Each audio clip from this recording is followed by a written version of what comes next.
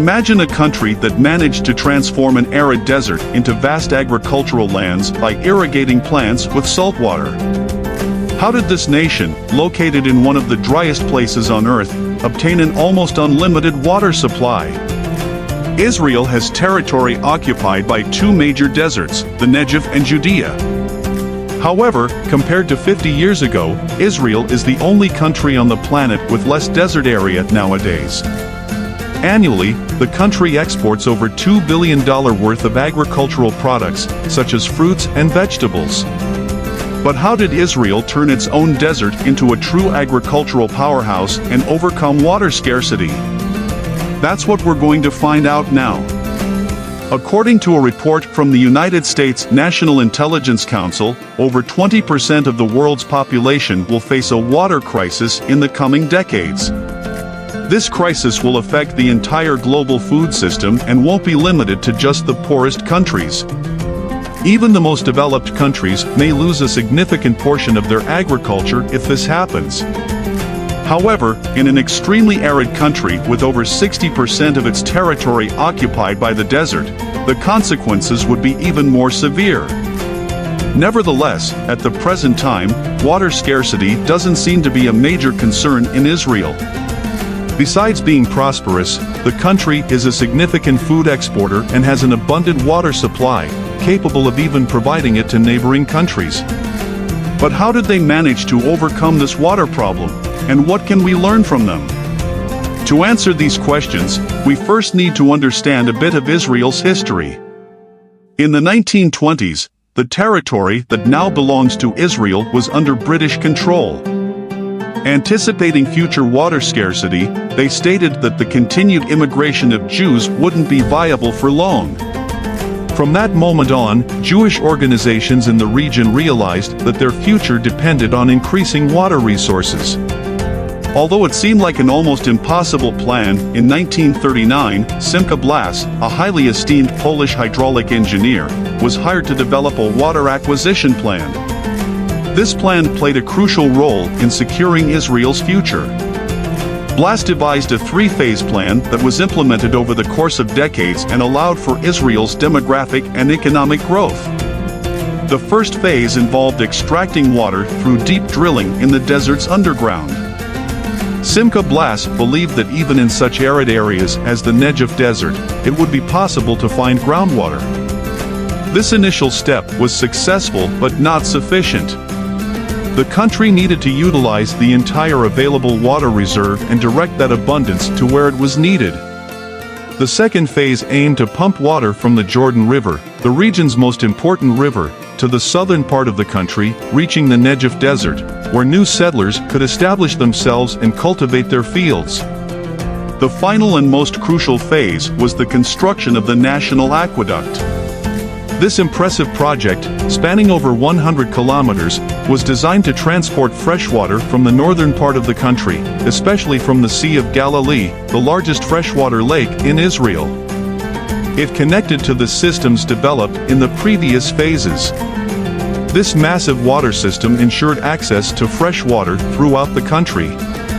Putting this plan into action was extremely urgent as the State of Israel had 806,000 inhabitants when it declared independence in 1948, and in the following 3 years, an additional 700,000 people arrived in the country.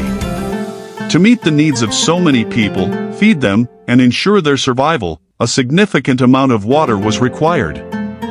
Therefore, water restrictions became increasingly severe, and implementing the plan was of utmost urgency. However, there was a problem. A substantial amount of money was needed, and Israel was not a wealthy country at that time. Of the few resources available to the new Israeli government, many were allocated to military expenses to ensure national security and defense. It was in this context that then Prime Minister of Israel, David Ben-Gurion, made one of the most controversial decisions in Israel's history, which could even lead to civil conflict. The Israeli government signed an agreement that stipulated receiving compensation of 3 million German marks for the Nazi crimes committed against the Jewish people during the Third Reich. The Israelis felt that their pain was being compensated through one of the most tragic events in human history. Despite the dissatisfaction of many in the protests and demonstrations, the Israeli parliament approved the agreement by a difference of just 2 votes. After the agreement, money was no longer an issue, and the water implementation plan was initiated. In 1964, the National Aqueduct became a reality, concluding the 3 phases of the initial project. Water supply was finally guaranteed throughout the country. Without this immense work, the significant economic and demographic growth that Israel experienced would not have been possible. Today, with over 9 million inhabitants, Israel has become a modern and prosperous economy. However, if it wanted to maintain this status, it needed more water. In the early 21st century, water supply issues once again became a challenge in the country, and a new plan was launched. In 2006, it was decided to transfer the management of the water system from politicians to an agency that would oversee it professionally. This agency implemented stricter measures and started charging the real cost price for water supply, eliminating government subsidies, as is the case in most countries. This measure not only promoted water conservation in the region but also increased the system's revenue, allowing for the construction of more infrastructure and improvements in its maintenance. The revenue generated facilitated significant improvements in the system, such as preventing leaks in the pipelines, which in many countries exceed 30%, while in Israel, it is below 10%. This measure was a complete success. Without the need to restrict supply, public and private water consumption decreased by almost 20% throughout the country. To further drive innovation and promote responsible water usage, the government decided to support technological investment in new companies. This is how Israel developed one of the great agricultural revolutions of recent decades, drip irrigation. This technique saves up to 60% of water and enhances crop performance, even in arid areas. Another area in which Israelis excel is seed production, both traditional and genetically modified. This has allowed them to reduce water consumption for each plant. Some seeds can be irrigated with brackish water, which is slightly salty and abundant in the country's underground, but has long been considered useless. In Israel, you can find melons, tomatoes, peppers, eggplants, and many other types of fruits and vegetables that are irrigated with a mixture of fresh water and salt water. In recent years, Israel has been investing in water recycling projects and has developed an infrastructure capable of distributing treated water throughout the country. Approximately 85% of all water used in the region is reused for agriculture and irrigation of parks and golf courses. Additionally, Israel has become a world leader in desalination technology. The country is home to one of the largest desalination plants in terms of volume and efficiency, capable of processing over 600 million liters of water per day, making it a virtually inexhaustible source of water for its population. In this way, Israel has managed to overcome the drought that has plagued the desert region for millennia.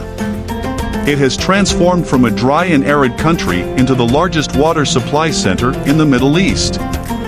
Now, what do you think of the system developed by Israel?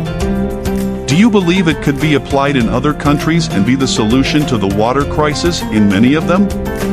Share your opinion in the comments. Thank you very much for watching so far.